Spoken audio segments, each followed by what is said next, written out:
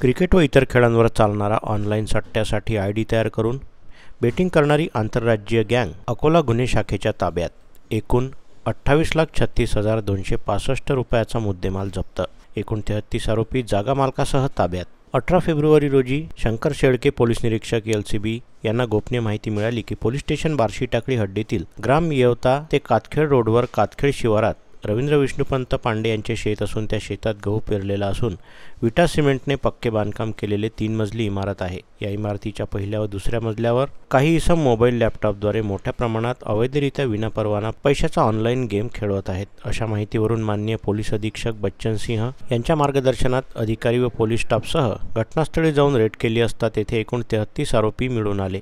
यातील आरोपी यांनी admin.fireplay24.in /login या प्रकारची वेबसाईट आणि व्हॉट्सअपचा वापर करून cricket, football, tennis, table tennis, basketball, volleyball, casino game, paid online game इत्यादी गेमचा व्हॉट्सअप, टेलिग्राम इत्यादी सोशल मीडिया ग्रुपवर जाहिरात करून ग्राहकांकडून ऑनलाईन फोनपेद्वारे पैसे घेऊन त्यांची आयडी बनवून त्यांना पैशाप्रमाणे वेब आयडीवर टॅग करून सट्टा खेळून जिंकलेल्या किंवा हरलेल्या पैशांची देवाणघेवाण करतात असं दिसून आलं. या एकूण 33 आरोपींमध्ये गुजरात राज्यातील 6, उत्तर प्रदेशातील 3, बिहार व मध्य प्रदेशातील प्रत्येकी 1, महाराष्ट्रातील चंद्रपूर, पुणे, मुंबई, अमरावती, बुलढाणा येथील 8 व अकोला जिल्ह्यातील 14 आरोपी होते.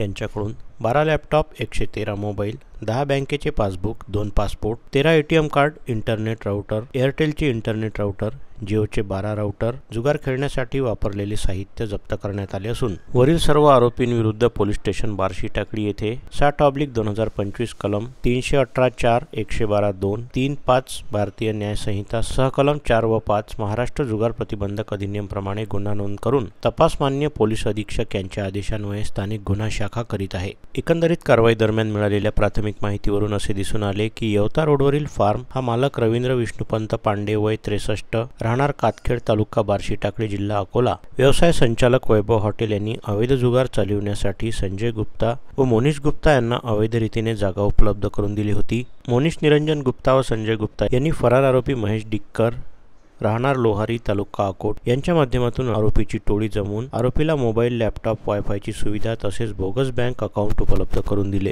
कारवाई दरम्यान विविध बँकांचे 54 खाते निष्पन्न झाले आहेत, ज्याचे मालकीविषयी खात्री करणे सुरू असून संबंधित बँकेला पत्रव्यवहार करून खाते फ्रीज करण्याची प्रक्रिया सुरू आहे. केलेल्या कारवाईत एकूण 28,36,262 रुपयाचा मुद्देमाल जप्त करण्यात आला आहे. या गुन्ह्यातील निष्पन्न आरोपीचे मुख्य सूत्रधार कोण व का याचा शोध पोलीस घेत आहेत. फरार आरोपींचा शोध घेणं सुरू आहे. सदर घटनास्थळाला पोलीस अधीक्षक श्री बच्चन सिंह अकोला यांनी माहिती मिळताच भेट दिली.